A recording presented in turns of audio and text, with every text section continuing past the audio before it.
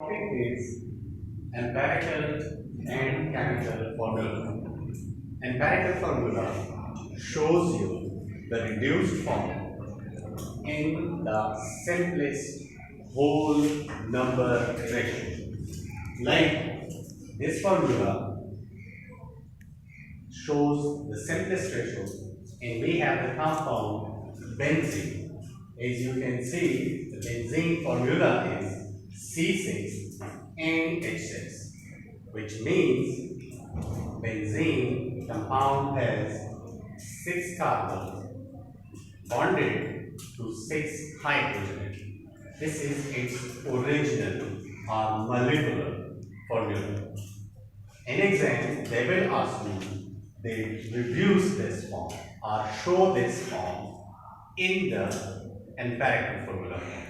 And what you will do, you will find the highest common factor between the atoms and will divide with that factor these atoms, and you will get the reduced form. As we did, carbons are 6, we divide it with 6, which is the common factor, and we get 1. For every 1 carbon, there is 1 hydrogen. Hydrogens are 6, we divide it with 6, and we get carbon and hydrogen in the ratio of 1:1. And its empirical formula is CH, and its molecular formula is C6H6. So this is the original formula. The original atoms, they join and form the benzene molecule or compound, and this is what shows you the simplest whole number ratio. Now come to the molecular formula. When atoms bond together, they form the compound. And the compound, when we show the compound in the form of symbols, this is called its formula.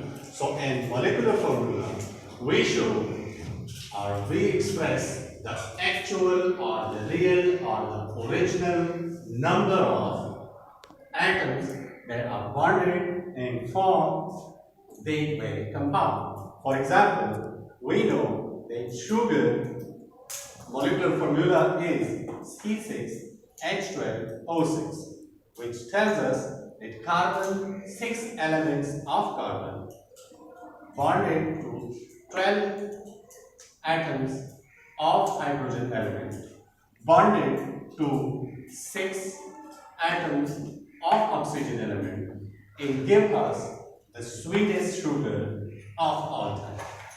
And when in exam they will give you this very formula, or they will just ask it, write down the empirical and molecular formula of glucose.